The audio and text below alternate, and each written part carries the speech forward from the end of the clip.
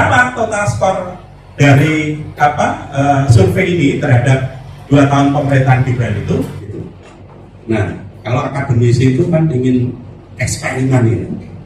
Kalau kita tanyakan ke masyarakat, perbandingan kinerjanya Pak Rudi dengan Mas Gibran sekarang, kita sodorkan pertanyaan ke masyarakat.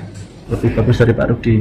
Lebih bagus dari Pak Rudi dari Joshua. 76% lebih baik. Bagus. Pak Rudi cuma. Jadi tidak bisa dibanding-banding kayak gitu aja.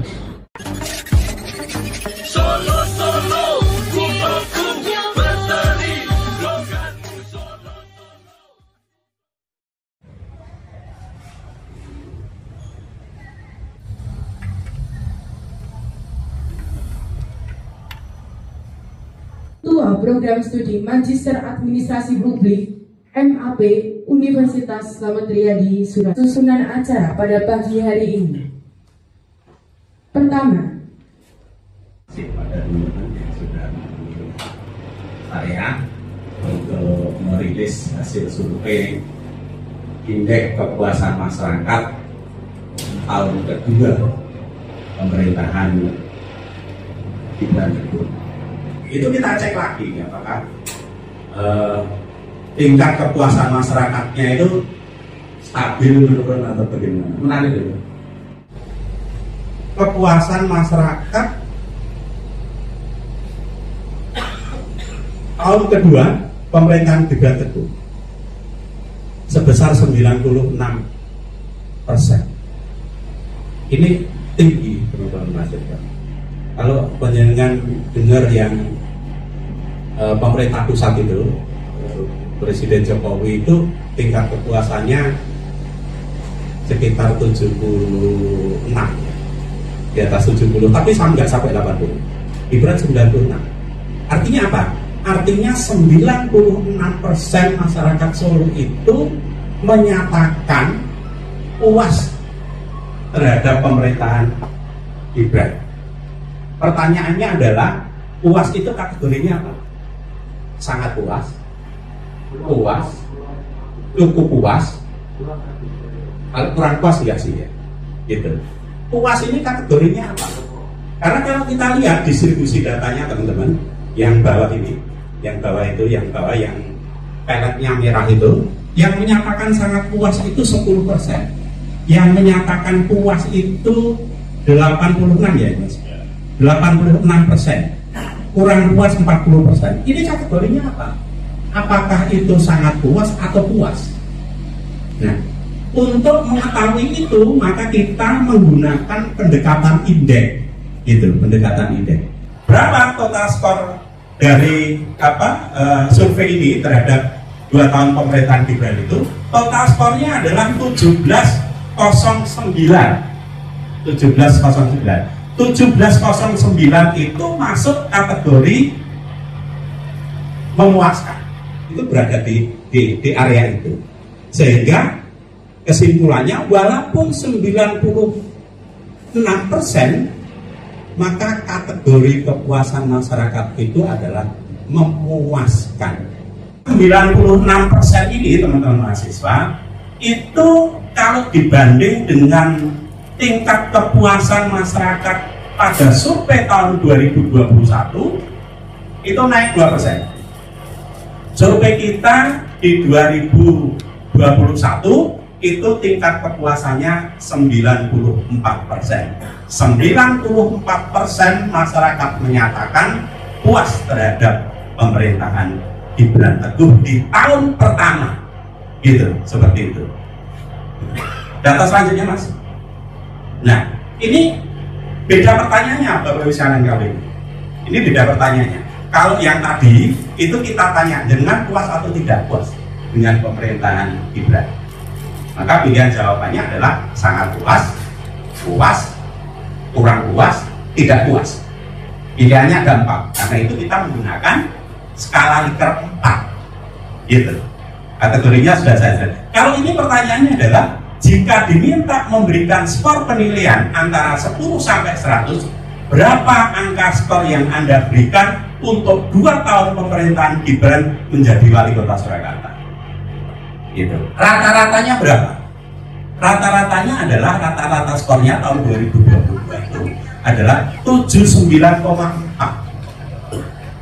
Gitu. Nah kalau rata-rata tahun 2021 itu berapa?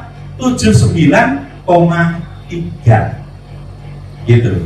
Nah kalau dibanding skor penilaian itu 2021 dibanding dengan 2022, maka ada kenaikan 0,1 berapa? 0,1 ya? 0,1. Nah, perbandingannya dilihat tadi. Sebelum perbandingan. Jadi, tahun 2022 ini sedikit lebih baik. Ada kenaikan nilai skor. Walaupun kecil gitu, walaupun kecil. Gitu. Tetapi kualitas nilai tahun 2022 ini menurut analisis saya itu lebih baik. Hal ini ditunjukkan dengan frekuensi pemberian nilai 100 sama 99. Itu lebih banyak dibanding 2021. Gitu. Namun nilai kinerja tahun 2023 lebih lebar. Kalau 2021 tidak ada yang memberikan skor 40. Sekarang ada yang memberikan skor 40. Kenapa ya? Ya biasa loh, mau politik itu kan ada yang rodo-rodo gitu ekstrem. Ya enggak apa-apa. Gitu. Tapi secara umum ada kenaikan. Kalau dulu nilai terendahnya untuk pemerintahan Gibran itu yang diberikan masyarakat itu 50. Ratanya naik 0,1%. Gitu. Nah, selanjutnya gitu. Nilai rapotnya rata-ratanya 2021 itu 79,3, 2022 79,4. Artinya apa? Naik 0,1. Berat memang. Berat. Gitu. Kalau menggunakan ukuran itu berat. Gitu, seperti itu. Nah, kemudian jumlah skor IKN-nya ini nggak bisa diperbandingkan karena apa? Jumlah respondennya beda. Gitu. Kalau jumlah respondennya tahun 2021 itu 550, jumlah N-nya 550. Kalau 2022 jumlah N-nya adalah 560, tadi sudah saya jelaskan. Yang bisa diperbandingkan apa? Reratanya, rerata skornya. Rerata skornya 2022 3,057, 2021 3,007. Artinya naik berapa ya ini? Kalau begini ini kalau dibulatkan kan setengah, naik setengah saja. Gitu. Nah, kesimpulan saya tingkat kepuasan masyarakat terhadap pemerintahan Gibran Teguh tahun 2022 mengalami peningkatan dibanding 2021. Angkanya sekitar 0,1 sampai 2. Gitu, seperti itu. Karena memang sudah tinggi, kalau sudah tinggi masa ya 100. Gitu. Oke, selanjutnya Mas Ali. Gitu. Nah, ini teman-teman beberapa variabel yang saya gunakan untuk menjelaskan mengapa tingkat kepuasan terhadap pemerintahan Gibran itu cukup tinggi. Datanya konsisten. Yang perlu dipahami ini adalah datanya konsisten. Gitu. Yang pertama, kinerja layanan di bidang aparatur Pemkot yang bekerja di kelurahan, di kecamatan, di balai kota itu paling tinggi. Reratannya 3,81, kategorinya baik. Rekomendasi saya ditingkatkan. Gitu. Nah, isu keamanan itu kemarin ada isu klinik itu. Lalu kemudian itu kita jadikan pertanyaan di dalam survei sampai seberapa tinggi itu dipersepsikan masyarakat. Ternyata juga masih baik. Pengaturan lalu lintas karena ada beberapa kegiatan pembangunan di Solo, Joglo sebagian ditutup, terus kemudian PPKM mulai dicabut, gitu seperti itu. Nah, bagaimana itu persepsi masyarakat? Itu ternyata juga masih cukup baik. Ini tentang pengaturan lalu lintas, gitu. Terus ini tentang pengaturan PKL. PKL itu sebenarnya begini. Di setiap kota, apalagi kota sebesar Solo itu problem PKL itu nggak pernah habis. Nah, saya ingin tahu persepsi masyarakat terhadap pengaturan PKL di Solo. Hasilnya baik. Selanjutnya Mas. Gitu. Nah, ini Bapak sekalian terkait dengan ekonomi yang penting. Gitu. Data ini juga tema ini, pertanyaan ini itu juga kita tanyakan setahun yang lalu. Gitu. Kita tanya kepada masyarakat, dibanding tahun lalu 2021, apakah pada tahun 2022 Anda merasa lebih mudah atau lebih sulit dalam hal memperoleh pekerjaan dan penghasilan? Gitu. Kondisinya lebih baik. Kondisinya lebih baik. Kita lihat datanya. Kemudian memperoleh pekerjaan dan penghasilan tahun 2022 kondisinya lebih baik dibanding tahun 2021 dan 2022. 2021 dan 2020. Hingga Februari, karena riset kita lakukan di Februari ini, masyarakat yang menyatakan lebih mudah memperoleh pekerjaan itu 42,6%, gitu. Lebih tinggi dibanding tahun sebelumnya 2021, angkanya 41,1. Jadi masyarakat yang merasa memperoleh pekerjaan lebih mudah, memperoleh penghasilan lebih mudah itu naik, hasil survei kita naik. Masyarakat yang merasa tahun 2022 lebih sulit, prosentasinya lebih sedikit. Ada juga sih yang menyatakan lebih sulit Pak, itu tahun 2022 itu yang menyatakan lebih sulit itu 1,1, tapi tahun 2021 1,3, angkanya kecil, gitu. Nah, jawaban yang sama-sama sulit, jawaban yang sama-sama sulit sama-sama sulit memperoleh pekerjaan, angkanya turun. Sama-sama sulit memperoleh pekerjaan dan penghasilan, itu angkanya turunnya signifikan. 2022 hanya 18,2%, ini masih sulit ya itu. Orang kalau sulit cari pekerjaan dan penghasilan itu banyak, gitu, seperti itu. Walaupun itu 18,2 dan itu lebih baik angka. Kalau tahun 2021 tinggi Pak, 40,5%, gitu. Karena memang pada saat itu kan memang kita masih PPKM ya, seperti itu. Nah, keseluruhan data ini menjelaskan bahwa tahun 2022 kondisi kehidupan ekonomi warga masyarakat mengalami perbaikan cukup signifikan. Gitu. Kita lihat data survei berikutnya terkait dengan maraknya event internasional, nasional maupun lokal di Kota Solo. Tahun 2022 itu kan banyak sekali, Muhammadiyah di sini, NU di sini, Asia Para Games di sini, terus kemudian band musik internasional juga di sini.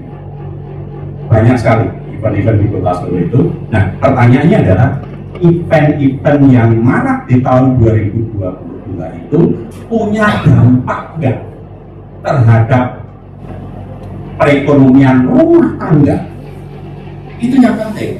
Jangan-jangan rumah tangga merasakan dampaknya, itu berbahaya. Bergantung kepada apa? Bergantung kepada eventnya apa, gitu, seperti itu. Maka kita tanyakan kepada masyarakat itu. Semenjak tahun 2022 di Kota Surakarta banyak perhelatan berskala lokal, nasional, bahkan internasional di berbagai bidang.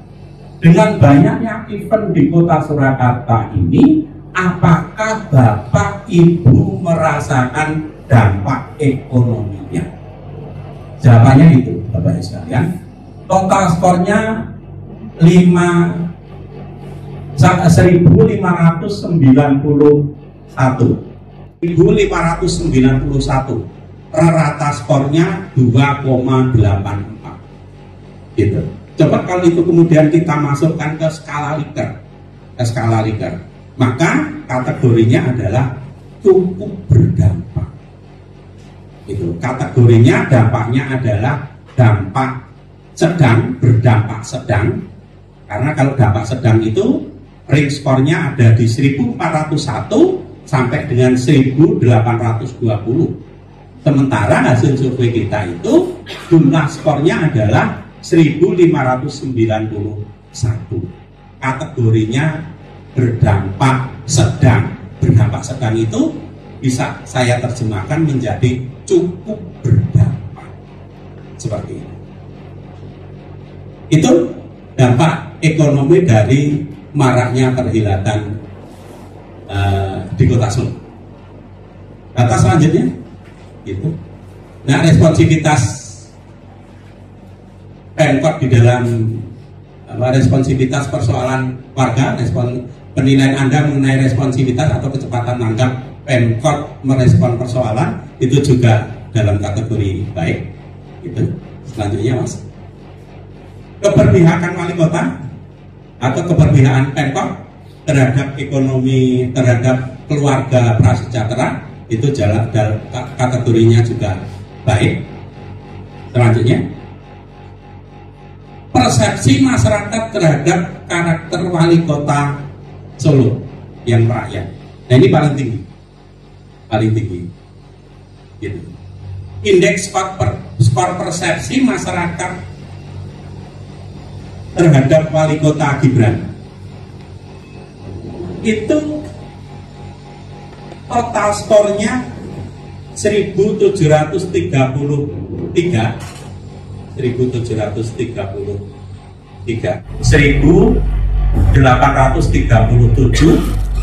pada rata skor 3,3.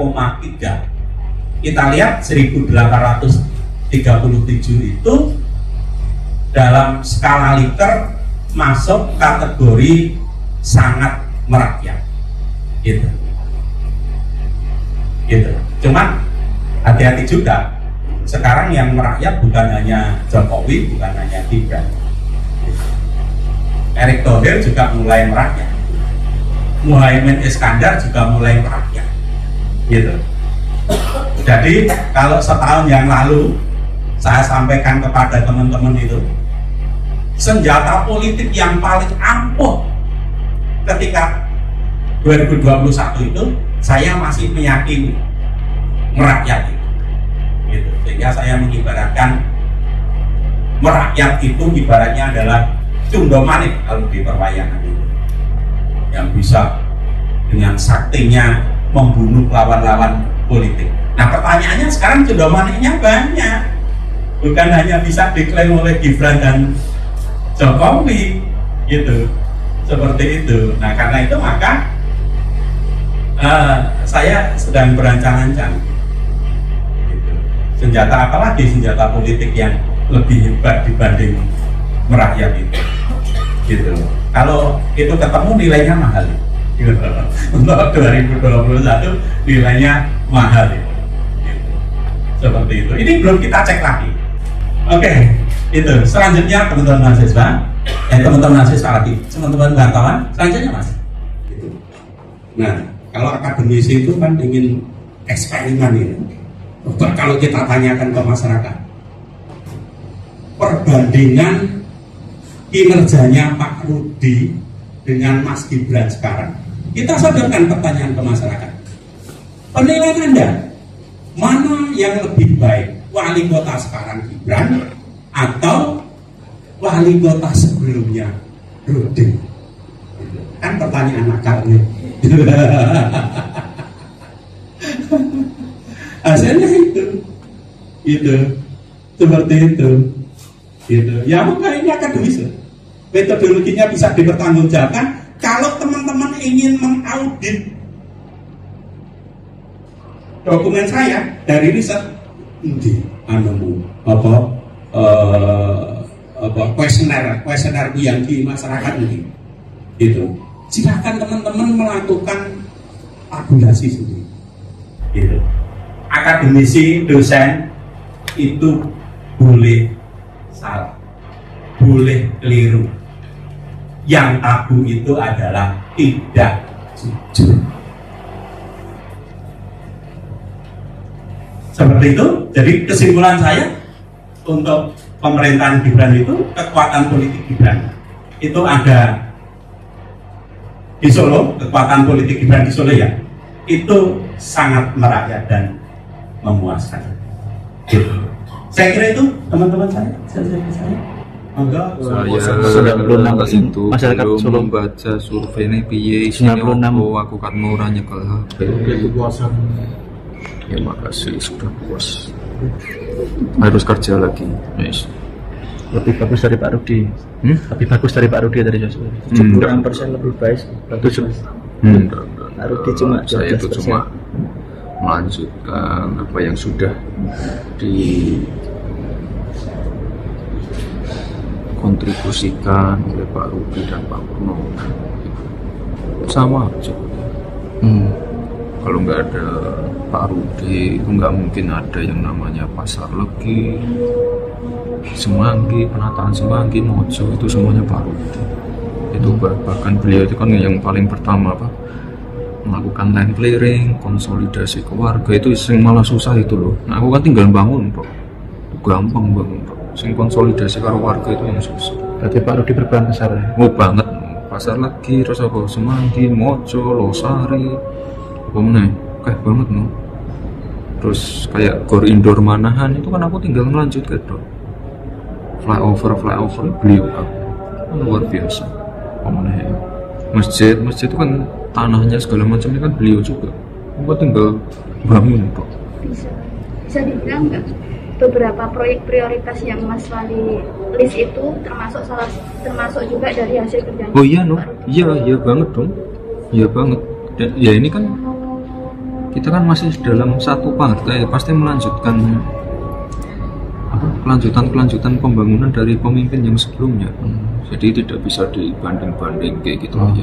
Sini lebih bagus, foto APD. Dan saya juga masih belajar banyak dari beliau ya. Kayak kemarin kan saya juga dievaluasi sama beliau. Nah itu, beliau itu guru sekaligus mentor. Wes, ya.